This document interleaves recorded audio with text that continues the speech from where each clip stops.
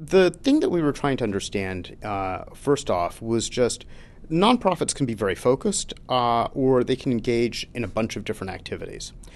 Usually, a nonprofit, when it starts up, has a charter, says fairly specifically what the nonprofit is going to do.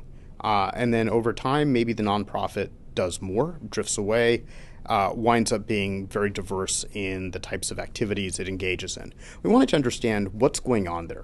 What's behind the number of activities that the nonprofit winds up engaging in? And what we hypothesized and really found a lot of evidence for was that as you add board members, each board member has their own objectives, their own sets of things that they're interested in. When you add board members, the scope of what the nonprofit does is going to expand because it's going to start internalizing, taking on those tasks and objectives that matter to the board members. So the first natural thing to think about is do you actually see an association between how big the board is and the number of different tasks or programs that the nonprofit does? And we do find that. In fact, basically each additional board member is associated with a new task.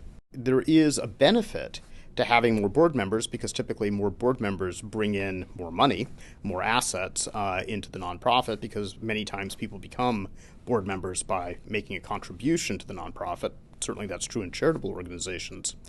So there's a benefit to having more board members, but there's also a real cost. The cost that we think about here is really this dissonance in objectives, that it really is harder for a given organization to focus on multiple tasks than to really think about a single one. And yet, it isn't necessarily apparent ahead of time that just because you've got more board members, you're going to wind up with more tasks. You could imagine that you can strictly add board members who care about what you care about and nothing else.